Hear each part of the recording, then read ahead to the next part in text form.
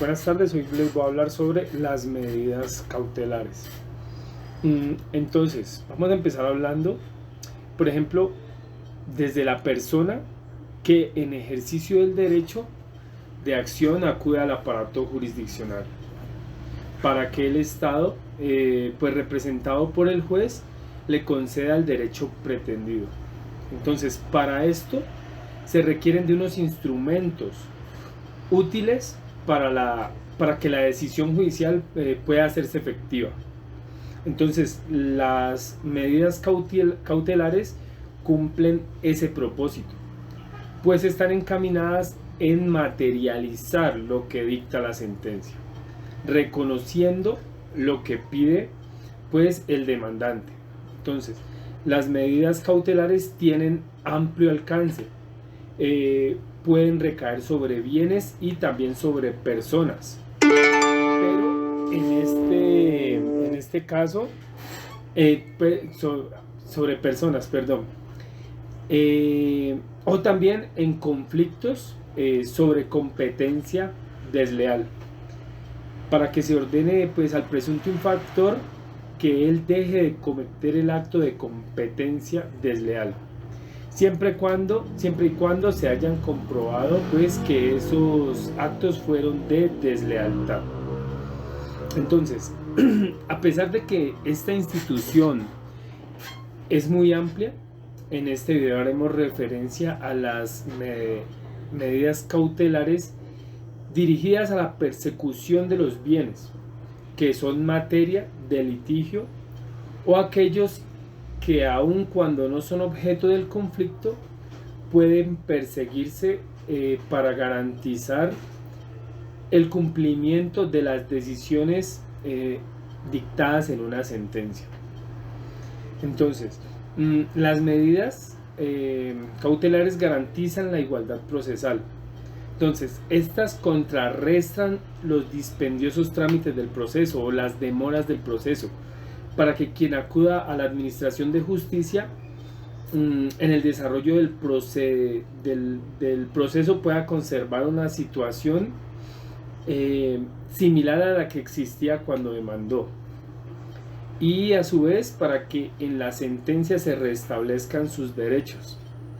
Entonces, digámoslo en otras palabras, las medidas cautelares impiden que se causen más males de los ya provocados por el demandado. Entonces, es importante unas características para adecuar las medidas cautelares dentro de la actividad procesal. Entonces, hay tres características. El primero, que son instrumentales. Entonces, sin un proceso no tienen ninguna razón de ser, ¿sí? Por lo tanto, son inherentes a un proceso que se promovió o que se va a instaurar en un futuro. La mayoría de veces se solicitan junto con la demanda que da curso a un proceso, pero puede ocurrir que se tramiten sin que haya proceso, pero servirán para uno futuro. La segunda característica es que son provisionales. No pueden ser de carácter permanente, ya que cumplen su función mientras dura el proceso. Entonces, concluido ya el proceso, cesan sus efectos. Aunque a veces no siempre es así, porque cuando la sentencia es favorable al actor, estas conservarán su vigencia para un proceso que se instaure en un futuro, siempre y cuando obviamente se promueva oportunamente. La tercera característica es que son taxativas, ¿sí? Para acudir a ellas, la ley contempla de forma expresa las reglas que deben seguir las partes y el juez, y solo proceden cuando el legislador las establece de manera concreta para cada determinado proceso. La taxatividad se puede ver desde las siguientes perspectivas o teniendo como unos requisitos. Entonces, el primero es por la naturaleza de la pretensión. Entonces, de acuerdo a las pretensiones, se establece si las medidas cautelares son procedentes, de acuerdo a lo que yo quiero pedir como demandante. La segunda es por la oportunidad para solicitarla. Entonces, verificada la admisibilidad de cautelas para el caso particular, ha de examinarse el momento en que se pueden pedir, ¿cierto? Entonces, a veces la ley autoriza solicitarlas antes de un proceso y en otras ocasiones en el momento al presentar la demanda. Entonces, en ciertos casos también se puede pedir una vez se dicte sentencia de primera instancia que sea favorable al demandante, siempre que haya sido apelada. Estas oportunidades las consagra pues el legislador, están dentro del código, por lo que el interesado debe someterse a estas reglas legales. ¿Listo? La tercera es por la clase de medida. Entonces, si se concluye que el legislador autoriza la medida cautelar, debe precisarse cuál medida procede, si es el embargo o el secuestro o la inscripción de la demanda. Entonces, la otra es por la existencia de caución. Entonces, para aceptar la medida cautelar, la ley precisa cuándo debe prestarse caución, y el tipo de caución puede ser dinero, una garantía bancaria o una póliza de seguros, y en el monto en que ha de presentarse el juez debe determinarlo siguiendo los criterios legales para señalar la cuantía. Vamos a hablar un poco sobre las medidas cautelares en los procesos declarativos civiles. Más adelante mis compañeros hablarán en familia y procesos ejecutivos. Entonces, en procesos declarativos civiles, como bien sabemos, esta clase de procesos existe un derecho incierto y discutible que se reclama por parte del demandante. Entonces, el legislador adopta para las medidas cautelares como un marco de acción más restrictivo, ¿sí? Que el permitido pues para los procesos ejecutivos. Entonces, el primero es la admisibilidad de la demanda. En los casos en que la ley permite pedir la medida cautelar con la presentación de la demanda, y en esta se hace evidente dicha solicitud, aquella no podrá rechazarse ni inadmitirse por haberse agotado el requisito de procedibilidad. Y el requisito de procedibilidad es la conciliación que se debe hacer antes de accionar el aparato jurisdiccional. Entonces, este se evidencia en el artículo 590, el parágrafo 1.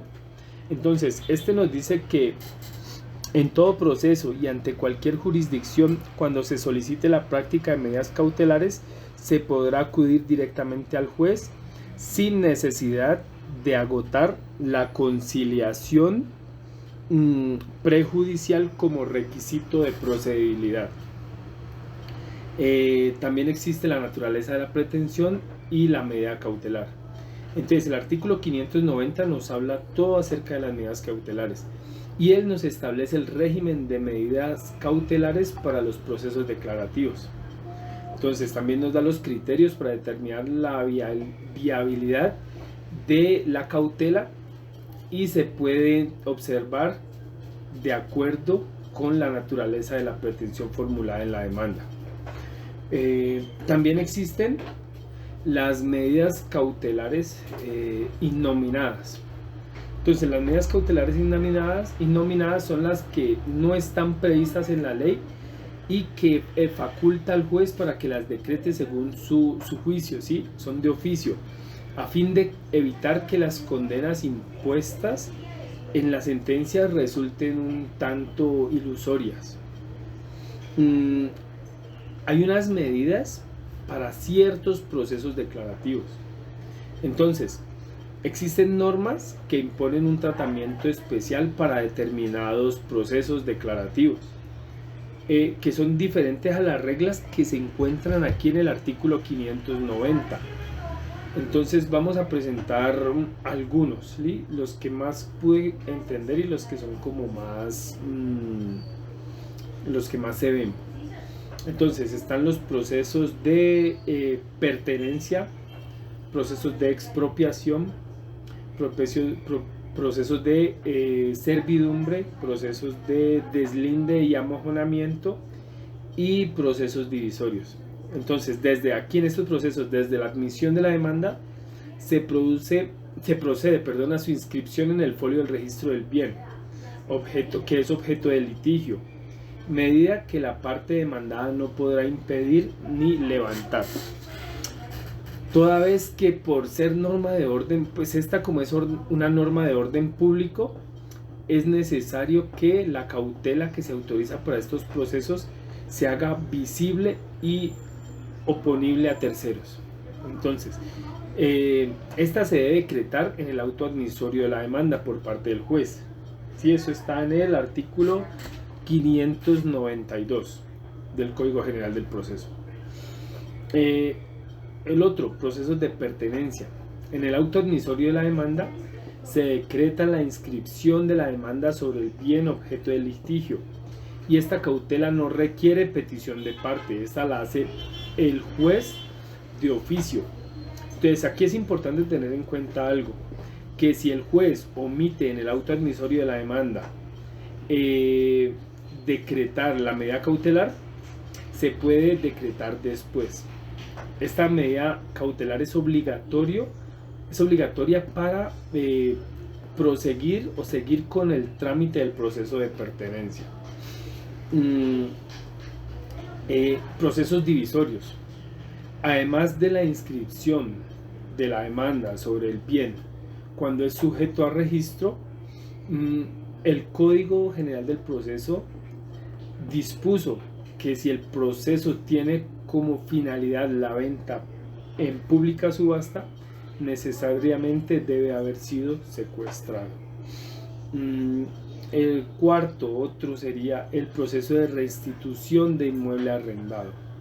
Entonces, el artículo 384, numerales 7 y 8, se ocupan de las medidas cautelares, siendo procedente la del embargo y la del secuestro de bienes que estén en cabeza del demandado, pues para garantizar el pago de los cánones de arrendamiento causados, si están en mora obviamente, o de cualquier prestación económica que se derive del contrato. Entonces, esa es una,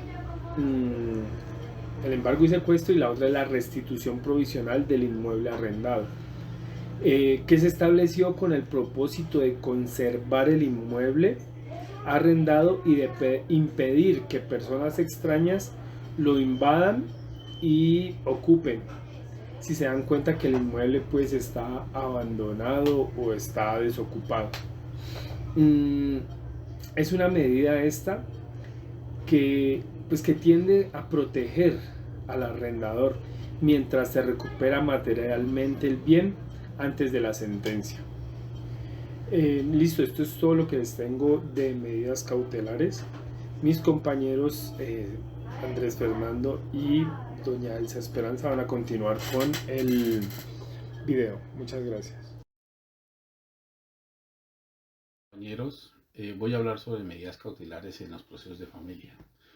Primero, procesos declarativos sobre derechos reales, ¿no? Esto se aplica en el numeral primero del artículo 590 del Código General del Proceso y procede en asuntos de familia cuando esas pretensiones sean sobre derechos de dominio directa o subsidiarios de otra, como consecuencia de otra pretensión, o cuando verse a veces sobre una universalidad de bienes. Ejemplos, ¿sabes? La petición de herencia, la declaratoria de una sociedad, el patrimonio entre compañeros permanentes y la nulidad de un testamento. Lo que se habló anteriormente, pues sobre estos procesos declarativos civiles son pertinentes para los procesos declarativos de jurisdicción de familia, siempre y cuando las pretensiones apunten al derecho de dominio sobre bienes muebles o inmuebles. El segundo sería los procesos de divorcio contencioso. El artículo 598 del Código General del Proceso pues se ocupa de ciertos procesos de familia, ¿no? Como son los ejemplos del día del divorcio contencioso, ¿no? La cesación de los efectos civiles de matrimonio religioso, la nulidad del matrimonio, la separación de los cuerpos, la separación de bienes, entre otros, ¿no? Las medidas cautelares se harán respecto de los bienes, sin olvidar que posean cautelas de carácter personal, como los alimentos provisionales, la custodia de los hijos menores y otros. En algunos de estos ejemplos son viables el embargo y el secuestro, ¿no?, de los bienes, objeto que son de los gananciales que se encuentren en cabeza de alguno de los cónyuges.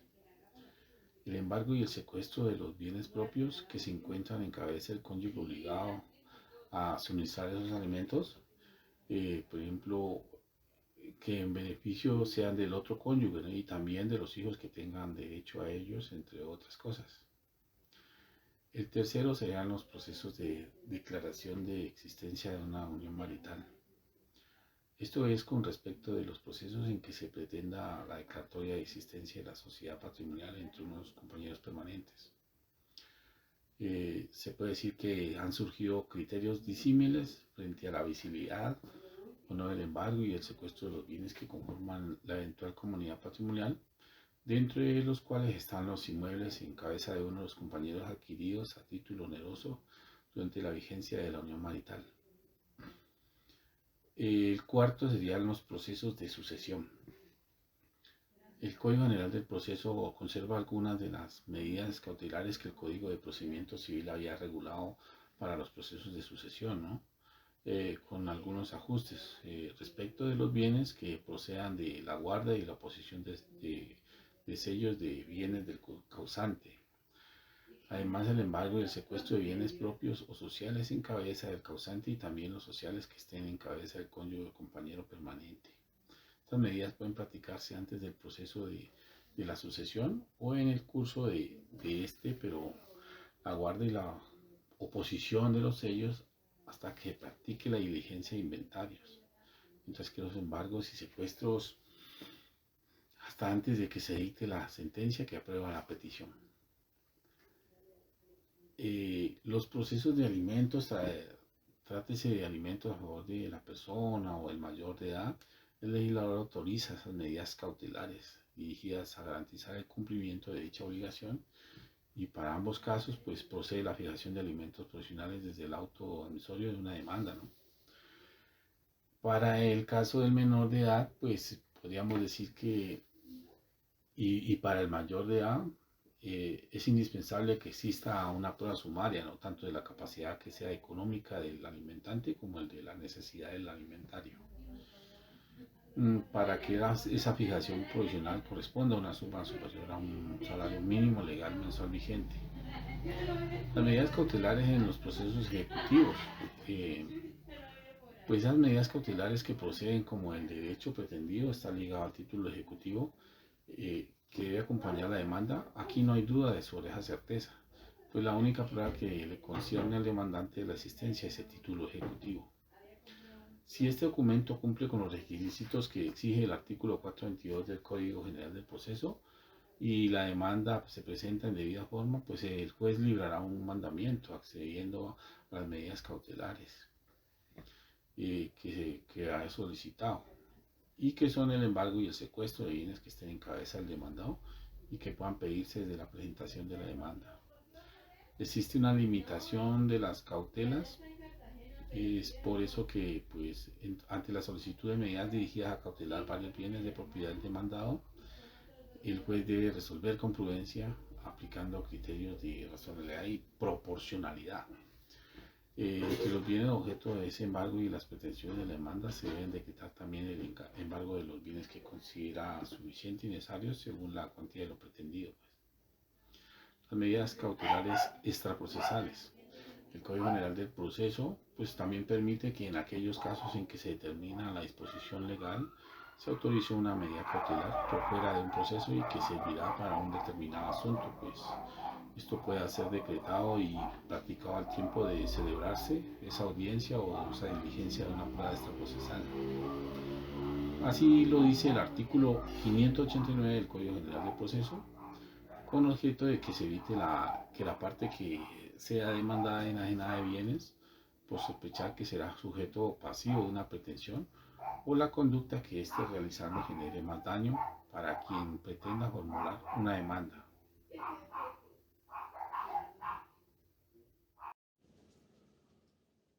Muy buenas noches. Sean ustedes bienvenidos. Me ha correspondido abordar el tema sobre el levantamiento de las medidas cautelares. El levantamiento de las medidas cautelares en Colombia es un proceso legal para revocar o cancelar una orden judicial o administrativa que restringe el uso y la disposición de un bien o de un derecho. Por ejemplo, en el caso del desembarco de un vehículo, este se realiza cuando una medida cautelar ya no es necesaria o se han cumplido los requisitos para su terminación, permitiendo que ese bien esté, en este caso, el vehículo quede libre de esa restricción. El propósito de eliminar una restricción impuesta por un juez, como un embargo o un secuestro o una prohibición de enajenar, impide a una persona vender o disponer libremente de sus bienes. El proceso se inicia con una solicitud a la autoridad competente para que deje sin efecto esta medida. El levantamiento puede ser solicitado por diversas razones, como por ejemplo si se resuelve la medida cautelar no es necesaria o no está justificada. Cuando se llegue a un acuerdo entre las partes, si la sentencia final declara que la demanda es infundada, en algunos casos, por el fallecimiento, el beneficiario puede hacer que la medida cautelar pues pierda este propósito y se levante dicha medida. Una vez levantada la medida cautelar, esta pierde su vigencia, permitiendo que el propietario pueda disponer libremente del bien como venderlo o traspasarlo. Existen muchas razones que conducen a levantar estas medidas cautelares y dentro de ellas determinan las consecuencias que se derivan de esta cancelación. Aquí tenemos en el Código General del Proceso, en el artículo 597, que nos habla sobre el levantamiento del embargo y el secuestro de las medidas cautelares. Por ejemplo, si se pierde por quien solicitó la medida, si se pide por quien solicitó la medida cuando haya litisconsorcio o terceristas, por ejemplo, si se desiste de la demanda que originó dicho proceso, si el demandado presta caución para garantizar lo que se pretende, o si se ordena la terminación de este proceso ejecutivo por la revocación del mandato o de pago o por cualquier otra causa o circunstancia. También si se absuelve al demandado, en este proceso declarativo. Si el demandado en un proceso declarativo no formula la solicitud, si se trata de un embargo sujeto al registro, o si un tercero poseedor que no estuvo presente en la diligencia del secuestro que solicita el juez de conocimiento, o cuando exista otro embargo o secuestro anterior. Cuando pasados 5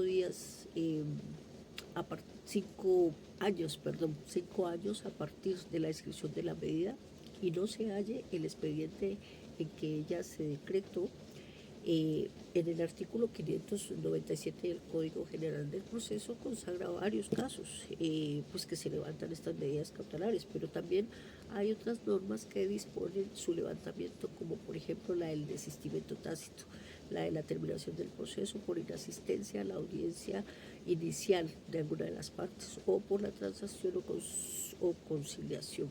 Las causas más comunes de levantamiento de la medida cautelar es el pago de la deuda. Pues esa obligación se solicita al juez y pues que se termine el proceso y se levante esta medida del acuerdo entre las partes, ¿no? También por el pago total de la obligación,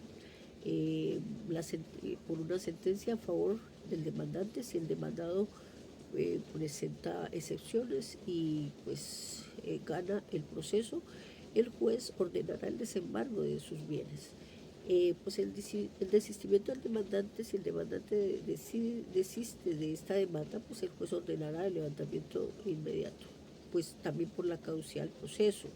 Si un bien ha estado embargado por más de 5 años sin actividad procesal visible, pues en la Secretaría, el secretario del despacho pues puede ordenar este levantamiento tras una publicación. Por incumplimiento del demandante. Si la sentencia a favor del demandante no da lugar a una demanda ejecutiva dentro de los 30 días siguientes a la liquidación de las costas, pues se ordenará el levantamiento. Por la compra de caución. Se puede solicitar al juez el levantamiento del embargo mediante la compra de una caución.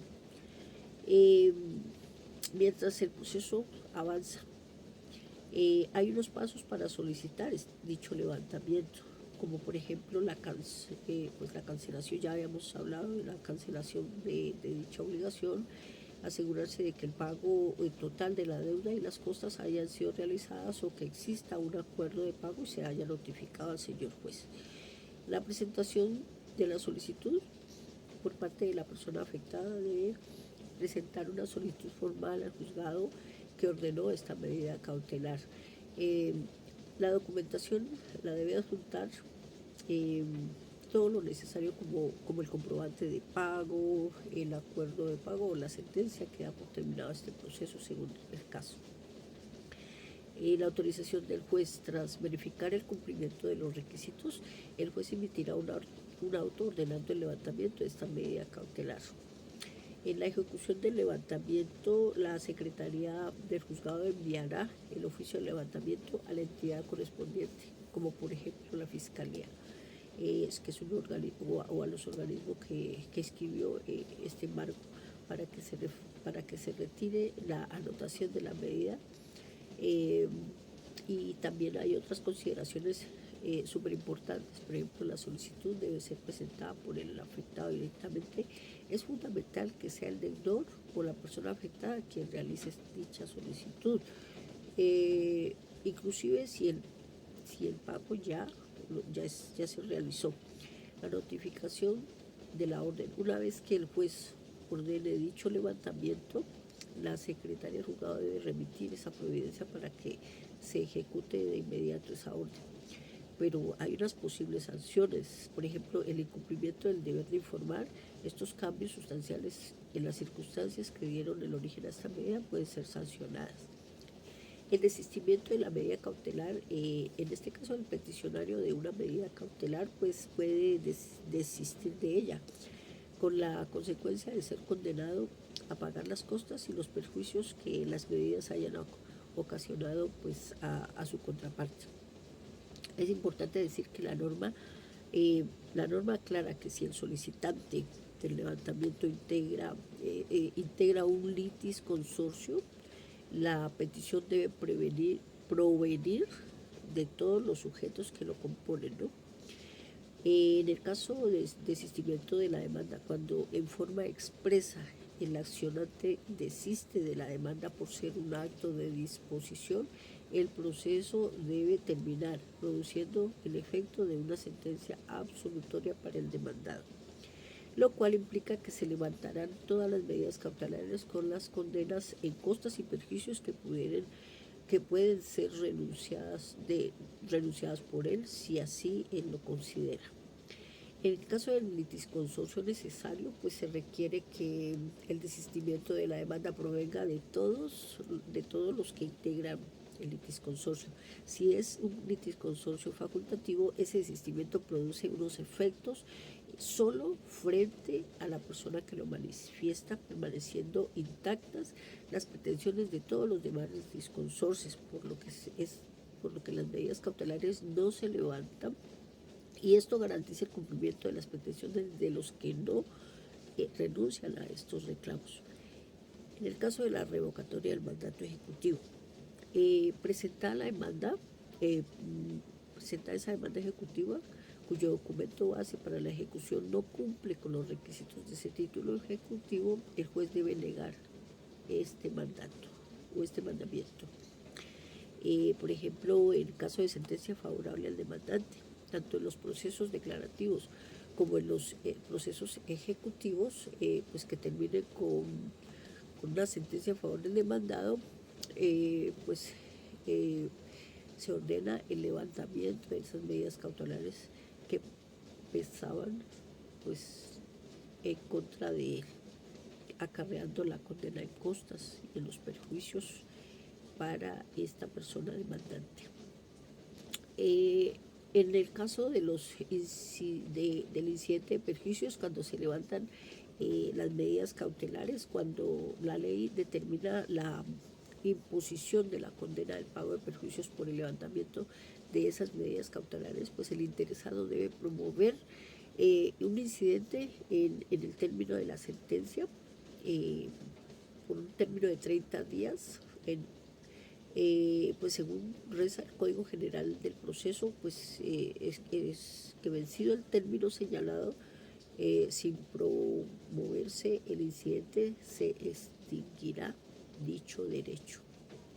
Bueno, eso es todo acerca de este importante tema sobre las medidas cautelares, su efectividad y su proporcionalidad. Para mí es un honor haber compartido un escenario tan importante con el doctor Alejandro, con el doctor Andrés Fernando. Muchísimas gracias.